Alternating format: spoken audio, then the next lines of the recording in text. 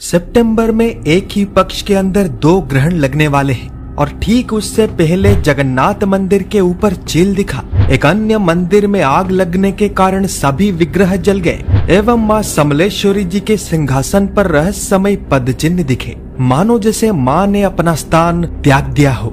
जहां भविष्य मालिका में लिखा है कि एक पक्ष में 2 ग्रहण भयंकर तबाही का कारण बनते हैं, वहीं ज्योतिष शास्त्र के अनुसार ग्रहण का प्रत्यक्ष प्रभाव ग्रहण के 7 दिन पहले या 7 दिन बाद शुरू हो जाता है। तो क्या भारत में बाढ़ के कारण मचा कोहराम एवं अफगानिस्तान में भूकंप के कारण हजारों लोगों का मृत्यु आपदा से बढ़कर चेतावनी है? चेतावनी भारत में होने जा रहे बड़े तबाही का।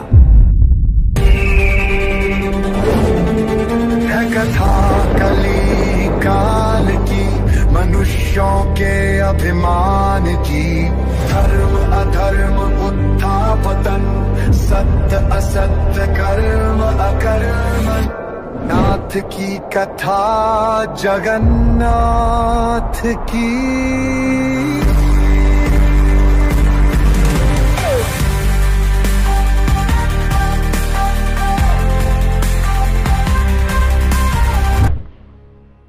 जय जगन्नाथ।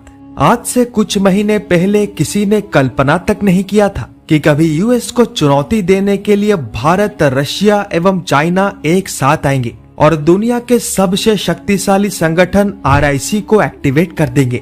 यानी आज दुनिया बदल रहा है और एक नया शक्ति संतुलन बन रहा है। परंतु क्या आपको लगता है कि पुराने वाले इसे आसानी से होने देंगे? वो भी तब जब बात उनके अस्तित्व पर आ चुका हो।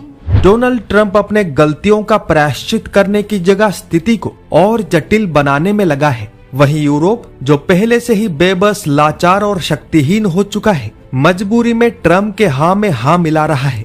परंतु हमें ये नहीं भूलना है कि ये सभी देश सामने से वार नहीं करते, बल्कि पीठ पीछे करते हैं। एवं ज्योतिषीय गणना अनुसार 7 सितंबर 2025 के दिन लगने जा रहा चंद्र ग्रहण यानी द ब्लड मून एक्लिप्स इसी का सूचक है। सरल भाषा में कहूँ तो पूर्व एवं पश्चिम के बीच युग का अंतिम तथा निर्णायक संग्राम आरंभ होने जा रहा है। जब सब कुछ सही चल रहा था, तब अचानक भारतीय उपमहाद्वीप में प्रकृति का तांडव शुरू हो गया, जिसको देखने पर मन विचलित हो उठता है।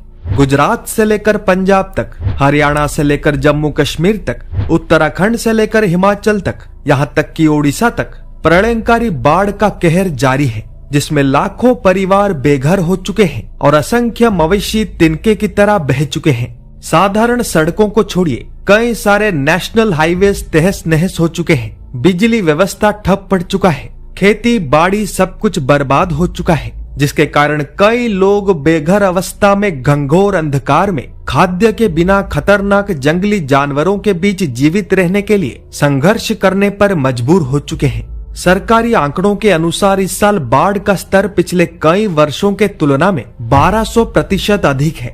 इससे आप कल्पना कर सकते हैं कि स्थिति कितना जटिल बन चुका है। हैरानी की बात यह है कि मॉनसून कब का जा चुका था, परंतु एल नीनो के कारण अब फिर से लौट आया है और उसके आते ही हाहाकार मच चुका है। और तो और इसी समय पर अफगानिस्तान में शक्तिशाली भूकंप भी हुआ है, जिसमें हजारों लोगों का प्राण जा चुका है। केवल एक बार कल्पना करके देखिए कि अचानक एक ही पल में एक ही स्थान पे हजारों लोगों का दर्दनाक मृत्यु होना कितना भयानक होगा। यानी निष्कर्ष यही निकल कर आता है कि भारतीय उपमहाद्वीप में ग्रहण का असर दिखना शुरू हो चुका है। हाँ, कुछ लोग कहेंगे कि इनको आपस में जोड़कर देखना मूर्खता है, परंतु क्या हो यदि इन सब के पीछे एक चेतावनी छुपा हो? चेतावनी इससे भी बड़े तबाही का, क्योंकि भविष्य मालिका के सबसे महागुप्त ग्रंथ महागुप्ता पद्मकल्प के अनुसार जब एक पक्ष में 2 ग्रहण लगेंगे, तब पंचभूत के तत्व अपना विकराल तथा उग्र रूप धारण करेंगे। और सितंबर में पितृ पक्ष के पहले दिन पर चंद्र ग्रहण, वही अंतिम दिन पर सूर्य ग्रहण लगने वाला है। तो क्या गुरुदेव जी का वाणी फिर से सच होने वाला है? वर्तमान विश्व के भू राजनीति को यदि ध्यान पूर्वक देखा जाए तो ईस्ट वर्सेस वेस्ट के लड़ाई में जहां एक और सभी कम्युनिस्ट डिक्टेटर्स जैसे कि पुतिन, जिनपिंग, किम, लुकाशेंको एकत्रित होकर खड़े हैं, वहीं दूसरी ओर यूएस और यूरोप में बैठे उसके प्रॉक्सीज खड़े हैं। परंतु इस लड़ाई में भारत बेमतलब का पिस चुका है। हमें इनसे कोई मतलब नहीं है। फिर भी कहीं टैरिफ तो कहीं सैंक्शन, कहीं क्रूड ऑयल एक्सपोर्ट पर बैन तो कहीं पर हिंदुओं का अपमान। अब तो ये दबाव केवल भारत के अंदर तक सीमित ना रहा, बल्कि विदेशों में रह रहे भारतीय भी इसका शिकार बनने लगे हैं। यानी हर संभव प्रयास किया जा रहा है ताकि किसी तरह भारत उनके साथ आ जाए, और यदि ना आए तो बर्बाद हो जाए। लेकिन उन्हें कौन समझाए कि आज तक ऐसा जिसने भी करना चाहा है उल्टा खुद बर्बाद हो गया है। 7 सितंबर का चंद्र ग्रहण एक नहीं बल्कि 2 नक्षत्रों से जुड़ा है, क्योंकि जब यह ग्रहण आरंभ होगा तब चंद्र शतभिक्ष नक्षत्र में रहेंगे, वहीं जब यह समाप्त होगा तब चंद्र पूर्व भाद्रपद नक्षत्र में रहेंगे।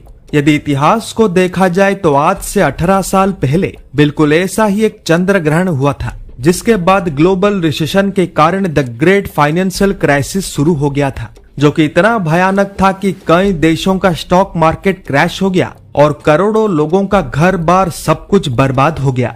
और आप संयोग तो देखिए, 7 सितंबर से ठीक पहले दुनिया के कई नामी दामी संस्थाओं ने, जैसे कि मूडीज ने कह दिया है कि जल्द ही यूएस रिसेशन में जाने वाला है। यह महत्वपूर्ण इसीलिए हो जाता है क्योंकि यूएस में रिसेशन यानी यूरोप में रिसेशन यानी एशिया में रिसेशन यानी ग्लोबल रिसेशन बिल्कुल पिछली बार की तरह। अंतर केवल इतना है कि इस बार का रिसेशन पहले से भी भयंकर होगा। ऐसा नहीं है कि भारत सरकार इससे अवगत नहीं है। हाल ही में सरकार के द्वारा नए जीएसटी स्लैब्स का घोषणा और तीव्र गति से आत्मनिर्भरता की ओर बढ़ना, सब कुछ इसी से बचने के लिए किया जा रहा है। लगातार विदेशों में रखे गोल्ड रिजर्व्स को वापस देश में लाया जा रहा है और खुद के फॉरेक्स रिजर्व्स को बढ़ाया भी जा रहा है। यानी यदि कल को ग्लोबल रिसेशन हुआ भी तो भारत उससे अधिक प्रभावित नहीं होगा। परंतु संकट केवल इतने तक ही सीमित नहीं रहने वाला, क्योंकि एक पक्ष में 2 ग्रहण भारत समेत कई देशों में विनाशकारी खंड प्रलय का कारण भी बनेगा, जिसका ट्रेलर आप सब देख ही चुके हैं। ज्योतिषीय गणना अनुसार ग्रहण के शुरुआती प्रभाव ग्रहण से 15 दिन पहले ही शुरू हो जाते हैं, वहीं प्रत्यक्ष प्रभाव 7 दिन पहले दिखने लग जाते हैं, जो कि अगले 6 महीनों तक रहते हैं। यानी आने वाले 6 महीने कठिन होने वाले हैं। प्रश्न केवल इतना है कि यह प्रभाव कहां पर दिखेगा। कई सारे तथ्यों का विश्लेषण करने के बाद मैं ये दावे के साथ कह सकता हूं कि सबसे अधिक संकट भारत के पूर्व, पश्चिम एवं उत्तर में उपस्थित राज्यों पर है, जिसमें ओडिशा, वेस्ट बंगाल, महाराष्ट्र, राजस्थान, गुजरात, उत्तर प्रदेश, बिहार, मध्य प्रदेश, झारखंड एवं छत्तीसगढ़ जैसे राज्य शामिल हैं। इसको यदि और थोड़ा ब्रॉड किया जाए तो लिस्ट में नेपाल, बांग्लादेश और पाकिस्तान का भी नाम जुड़ जाएगा। स्थिति खंड प्रलय के जैसे ही बनने वाला है, विशेष रूप से 3 तत्वों के कारण, पृथ्वी, वायु एवं जल, यानी भूकंप के साथ साथ प्रलयंकारी समुद्री तूफान। मैं बाढ़ का बात नहीं करूंगा क्योंकि वो ऑलरेडी शुरू हो चुका है, परंतु बंगाल की खाड़ी में या अरब सागर में या फिर दोनों में जल्द ही साइक्लोन हिट करने वाला है। चंद्र ग्रहण से ठीक पहले काशी विश्वनाथ मंदिर के ऊपर लगातार सिर्फ रात के समय पर सफेद रंग का उल्लू बैठा हुआ दिखा। फिर जगन्नाथ धाम में एक बानर राष्ट्रीय ध्वज के साथ दिखा। फिर पुरी के ब्रह्मगिरी में अवस्थित एक गांव के मंदिर में आग लगने के कारण महाप्रभु जगन्नाथ समेत सभी विग्रह जल गए। फिर संबलपुर की इष्ट देवी मां समलेश्वरी जी के मंदिर में सिंहासन के ऊपर रहस्यमय पद चिन्ह दिखे, जो कि पुजारियों के अनुसार साक्षात मां के ही हैं। इतना ही नहीं, इन सब के बाद कुछ ऐसा हुआ जिसे देखकर पूरा भारत घबराया हुआ है। कलयुग के धाम में धर्म के प्रतीक पवित्र नीलचक्र के ऊपर एक चील या गिद्ध जैसा मांसाहारी पक्षी बैठा हुआ दिखा, जो कि एक अत्यंत अशुभ संकेत है, क्योंकि भविष्य मालिका में 600 साल पहले ही लिख दिया गया था कि जब नीलचक्र के ऊपर मांसाहारी पक्षी बैठेगा तब संहार अवश्य होगा।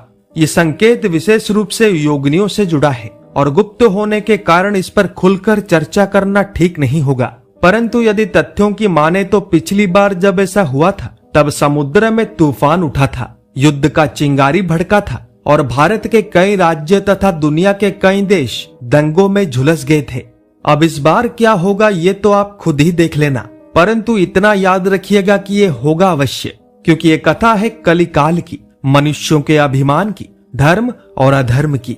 प्रश्न केवल इतना है कि आप किसके पक्ष में खड़े हैं। कमेंट अवश्य करें, वीडियो को ज्यादा से ज्यादा लाइक एवं शेयर करें, परिवार का सदस्य बनने के लिए सब्सक्राइब पर एवं भविष्य मालिका का पुस्तक प्राप्त करने के लिए नीचे दिए हुए लिंक्स पर क्लिक करें। मिलते हैं एक नए अध्याय में कुछ नए तथ्यों के साथ। तब तक के लिए जय जगन्नाथ, जय पंचसखा, जय हिंद।